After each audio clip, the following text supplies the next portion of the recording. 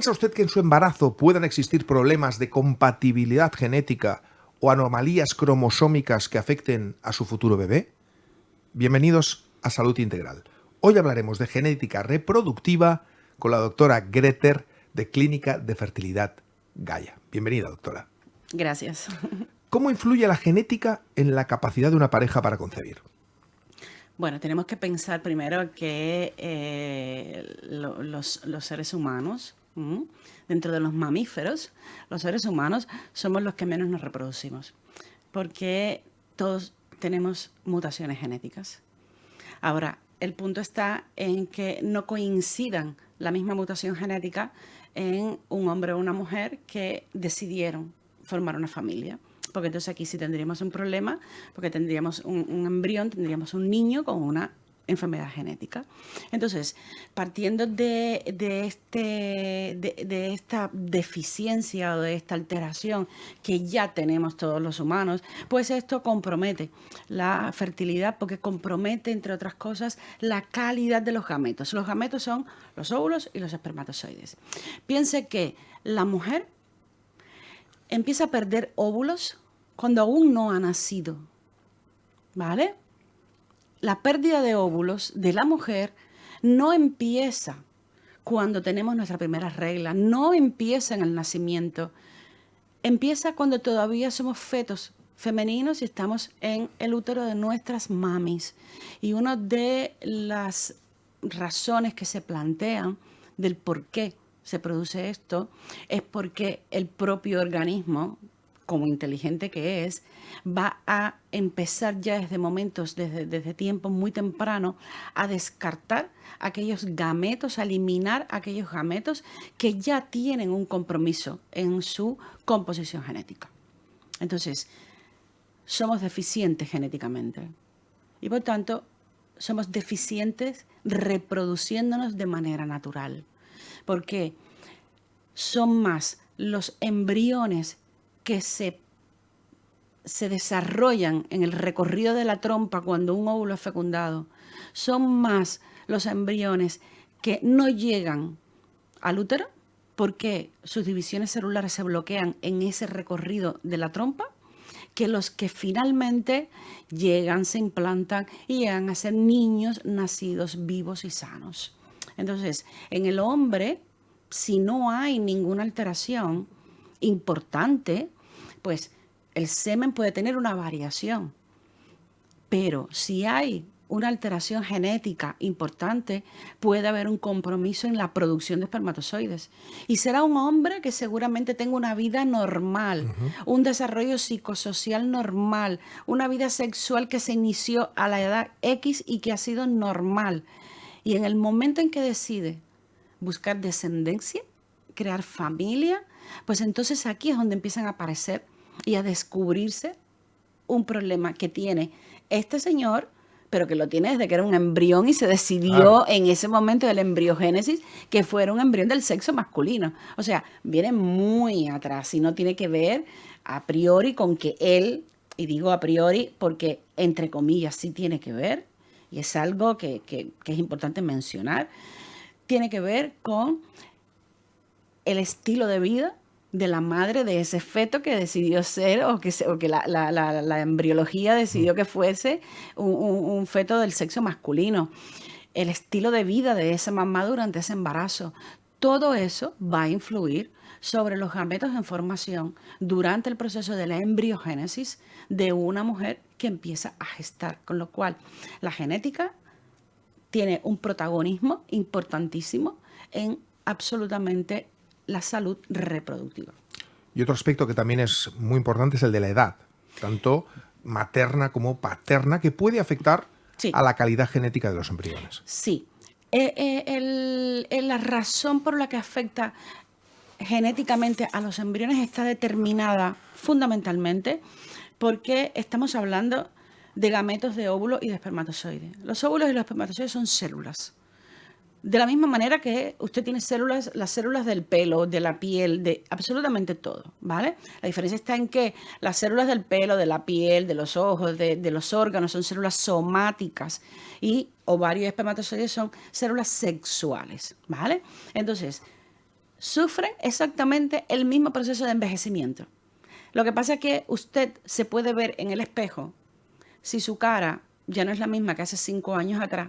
Ya le digo yo que no. Y eso está condicionado por el envejecimiento celular, pero yo no me puedo sacar un óvulo, mirarlo al espejo y muchísimo menos gastarme un dineral en el Corte Inglés poniéndole crema anti-aging para que mejore. No lo puedo hacer, ¿no? Ni usted tampoco se puede sacar un espermatozoide y mirarlo y decir, no podemos hacerlo. Pero sí está claro que el envejecimiento celular va a comprometer y esto es lo que marca la calidad específicamente de los óvulos. Y digo específicamente de los óvulos porque la mujer tiene menos tiempo para sentirse afectada por esto que el hombre. El hombre cada 3 meses, a menos que haya un proceso muy complicado, pero el hombre cada 3 meses produce espermatozoides. Se produce un proceso que se llama espermiogénesis. Y él va a producir espermatozoides. Otra cosa que esos espermatozoides sean suficientes, tengan una movilidad rectilínea o no la tengan, o que la morfología esté comprometida o no la esté comprometida, pero tiene espermatozoides. La mujer no, la mujer nace con un número de óvulos finitos, se nos van a acabar. Con lo cual, en los años en los que queremos ser mamá, casi siempre son los años en el que nos empiezan a quedar menos cantidad de óvulos y los que quedan son los que más comprometidos están. ¿En qué se basa fundamentalmente este compromiso?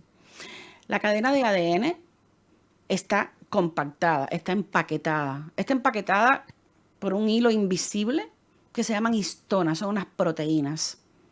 Esas histonas se rompen y en la medida que más pasa el tiempo, pues las rupturas van a ser mayores. Y esto es lo que va a definir el que un óvulo sea fecundado por un espermatozoide que está estupendamente bien y sin embargo da como resultado un embrión que genéticamente no está bien. Entonces son principalmente, y hay muchas más, podríamos estar hablando muchísimo tiempo más de el tema de genética y el compromiso y la relación que tiene la genética con la fertilidad, porque también pueden haber papis, o sea, mujeres y hombres, pareja que quieran hacer que quieran tener una familia y no tienen ningún problema, ningún antecedente a nivel familiar. Tienen estudios incluso genéticos personales hechos y que están normales. Y sin embargo nace un niño con una alteración genética y muchas veces, o en algunas ocasiones, pueden hacer afectaciones genéticas de novo. ¿Qué quiere decir esto? Que no había nada detrás y nació nueva esta afectación genética, con lo cual es difícil. Muy difícil. ¿Qué es la epigenética? Es una palabra un poco compleja para los que no entendemos de la materia, pero estoy seguro que usted nos va a explicar. Y sobre todo, ¿qué papel juega en la reproducción asistida? Mire, la epigenética es lo que ha cambiado y ha revolucionado la genética. Al punto de que la formación de médicos de mi edad hemos tenido que aprender que la genética con la que nos formaron en la carrera de medicina ya no es el enfoque de la genética como se interpreta a día de hoy. Y hoy las personas siguen pensando, porque si no se les explica van a seguir pensando que no pueden influir en el caso de la reproducción asistida. La mujer va a seguir pensando de que el embrión que, si yo adopto un embrión o si a mí me ponen un embrión generado de óvulos de donante, pues yo no voy a tener, él no va a tener nada mío y es un error. La epigenética es lo que ha revolucionado todo esto. La epigenética viene de la palabra griega epi y significa sobre el genoma. Uh-huh. La epigenética es el medio a través del cual nuestro organismo se relaciona con el mundo exterior y se adapta a él. Entonces, se va a adaptar en función de cómo ese mundo exterior esté siendo más agresivo o menos agresivo. En función de que nosotros seamos capaces de adaptarnos. Que sea la madre receptora capaz de activar en ese embrión que su carga genética no le pertenece. Pero ella a través de la epigenética, va a ser capaz de activar o de desactivar ciertos genes en función de cuál es su comportamiento. Te doy un ejemplo para que lo entiendan, porque sé que es un tema difícil de entender. Una paciente, una mujer receptora que hace un tratamiento de ovodonación, durante su embarazo, come mucho, hace diabetes, hace hipertensión, aumenta mucho de peso, fuma. Ese niño nacido pues tendrá unos riesgos elevados de padecer estas enfermedades. Claro. Y cuando te remites a los óvulos, que es lo que representaría la madre biológica, es una mujer que ni padece ninguna enfermedad, ni tiene ninguna alteración endocrina, ni tiene ningún aumento de su peso corporal. Y tú dices, bueno, ¿y entonces por qué? Este niño ha nacido con estos factores de riesgo y de hecho, mira, tiene 5 años y estamos haciendo diagnóstico de una diabetes infantil. Bueno, ¿qué hizo la madre receptora? ¿Qué pasó durante ese embarazo? Y entonces es ella la que activa y desactiva, apaga y enciende esos genes y en función de lo que está transmitiendo ella.